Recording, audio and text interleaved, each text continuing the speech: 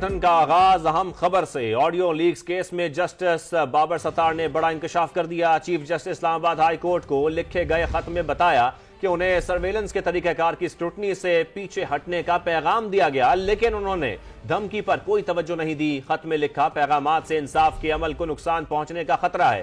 Justice Babar کے اہل خانہ کی خفیہ معلومات لیک کرنے پر توہین عدالت کیس کی سماعت کے دوران جسٹس محسن اختر کیانی کا بھی اظہار برہمی۔ ریمارکس دیے، جج کی خفیہ معلومات لیک ہونا تشویشناک ہے، کسی میں جرت نہیں کہ وہ جج کو اپروچ کرے۔ عدالت نے متعلقہ اداروں کو نوٹسز جاری کر دیے۔ ڈی جی امیگریشن سے پوچھا، بتائیں جج کی ٹریول ہسٹری کیسے لیک ہوئی؟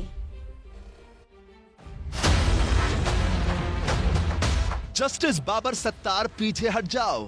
آڈیو لیکس کیس میں اسلام آباد ہائی کورٹ کے جج کا بڑا انکشاف۔ عدلیہ میں مبینہ مداخلت کا ایک اور معاملہ سامنے آ گیا۔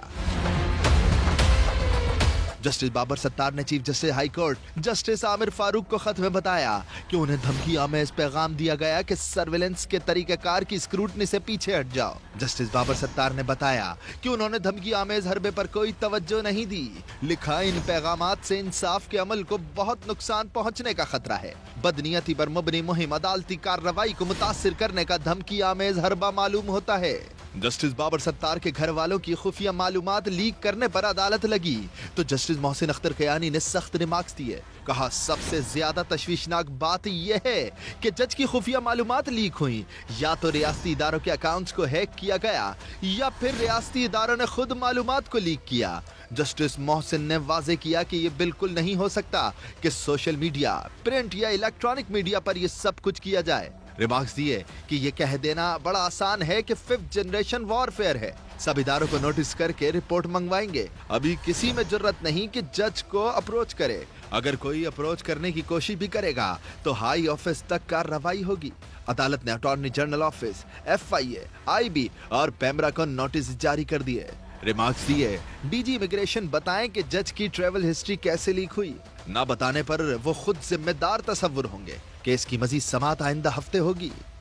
اٹارنی جنرل منصور عثمان عوام نے جسٹس بابر ستار کا دعویٰ مسترد کر دیا۔ کہا، سیکیورٹی اسٹیبلشمنٹ کے کسی بھی افسر نے کسی کے ساتھ براہ راست رابطہ نہیں کیا۔ افسر رابطہ نہ کرتے ہیں نہ کر سکتے ہیں۔ حکومتی یا کوئی ریاستی ادارہ عدلیہ کے معاملات میں مداخلت نہیں کرتا۔ بدقسمتی سے تاثر دیا گیا کہ کیس کا فیصلہ کسی ایک رخ پر کر دیا جائے، جبکہ ایسا نہیں تھا۔ اٹارنی جنرل آفس نے صرف حساس کیس ہونے کی وجہ سے ان کیمرہ سماعت کی درخواست کی تھی۔ جو آج کل ایک ایسا تاثر بنتا جا رہا ہے یا بنایا جا رہا ہے کہ کوئی جوڈیشری یا ایگزیکٹو کے بیچ میں کوئی ایسی خرابی یا ایسے تعلقات خراب ہو چکے ہیں، کوئی نہ حکومت نہ کوئی اور ریاستی ادارہ عدلیہ کے جو ان کا کام ہے، جو ان کے آئینی فرائض ہیں، اس میں مداخلت نہ کر سکتا ہے نہ کرتا ہے۔ اور یہ تاثر جو ہے، اس کی میں پرزور طریقے سے اس کی نفی کرتا ہوں۔ کسی بھی سیکیورٹی اسٹیبلشمنٹ کے آفیسر نے کوئی کسی قسم کا براہ راست نہ رابطہ کیا ہے اور نہ وہ کرتے ہیں، نہ کر سکتے ہیں۔ وہ رابطہ جو تھا وہ اٹارنی جنرل آفس ہو یا تھرو ہوا، اور وہ اس حد تک ہوا کہ جو ایسی حساس قسم کی جو معلومات ہے وہ ان کیمرہ کی جائے، وہ براہ راست ان کے گوش گزار کی جائے، اور یہاں تک ہی بس جو تھی وہ درخواست تھی۔ سب کو اپنے اپنے دائرے میں رہنا چاہیے، ایگزیکٹو کے اختیار میں مداخلت نہیں ہونی چاہیے۔ جسٹس بابر ستار کے خط پر حکومت کا دو ٹوک موقف۔ وزیر قانون اعظم نذیر تارڑ نے یہ بھی واضح کر دیا کہ ایسا نہیں ہو سکتا، عدالت فیصلہ کریں، قانون سازی، تقرریاں اور خارجہ پالیسی کیا ہوگی۔ وزیر اطلاعات تارڑ بولے، خط حقائق سے ہٹ کر لکھا گیا، معاملہ اتنا آگے لے کر مت جائیں۔ سوشل میڈیا پر دیکھا، لوئر عدلیہ کے ججز نے بھی چیف جسٹس کو خط لکھا، تاثر دیا گیا، ججز کو بلا کر دباؤ ڈالا جاتا ہے۔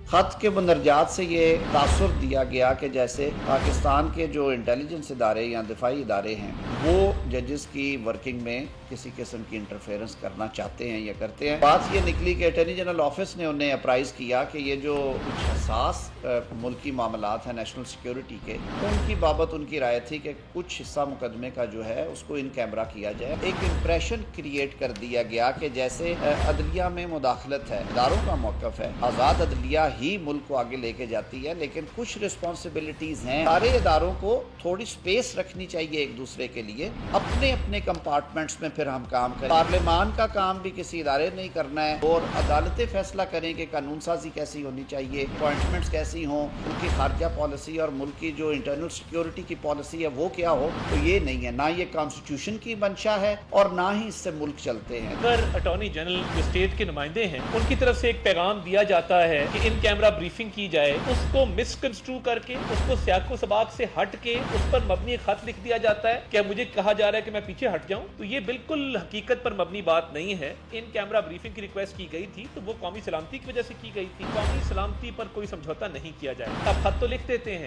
مگر آپ شادی بیاہ کی تقریبات میں لوگوں سے ملتے ہیں، آپ ڈپلومیٹ سے ملتے ہیں، اس معاملے کو اتنا آگے لے کے مت جائیے۔ قومی سلامتی کے معاملات جو ہیں وہ اس طرح خطوط کے ذریعے اس کو اجاگر نہیں کرنا چاہیے۔ میں تو سوشل میڈیا پہ یہ بھی دیکھ رہا تھا کہ لوور جوڈیشری کے ججز نے خط لکھا ہے چیف جسٹس کو، اس پر بھی بات ہونی چاہیے کہ ان کو باقاعدہ پریشرائز کیا جاتا ہے، بلا کے ان کو باقاعدہ بڑی سخت زبان کے اندر کہا جاتا ہے کہ فلاں کیس میں فلاں فیصلہ کرو۔ یہ تاثر سارا جو ہے سوشل میڈیا پہ سارا دن چلتا ہے، تناؤ ہے، اس کو کم کرنا ہوگا اور تمام اداروں کو آپس میں مل جل کے اس پہ